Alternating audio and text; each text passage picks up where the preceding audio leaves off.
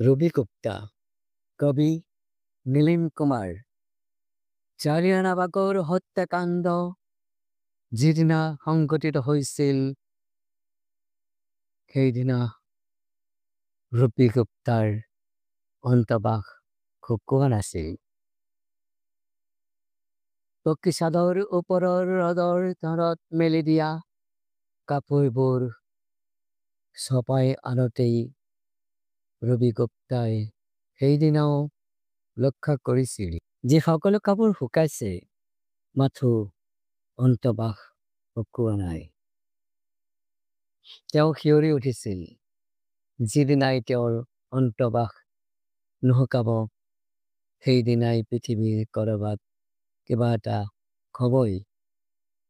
উপন্যাসৰ দীঘল ঘৰ এটাত বাস কৰা সেই ৰবি গুপ্তাৰ কথা মই মাজে মাজে ভাবোঁ।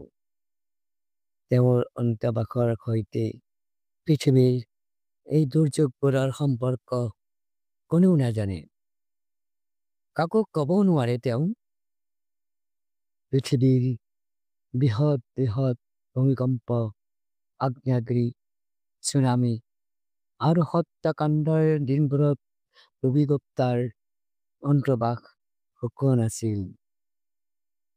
অন্তবাস নিপিন্ধাকৈ তেওঁ থাকিব নোৱাৰে, আৰু নোসোধাকৈও হলটিমাইটিছ গাইছিল, তলত পিন্ধা কাপোৰ কেতিয়াও বাঢ়ি নিপিন্ধিবা।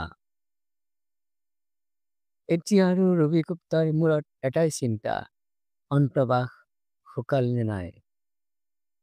ডাৱৰীয়া বতৰত ইস্ত্ৰি মাৰি মাৰি তেওঁ অন্তবাস শুকুৱায়। পৃথিৱীখন ৰক্ষা কৰিবলৈ তেওঁৰ আপ্ৰাণ চেষ্টা।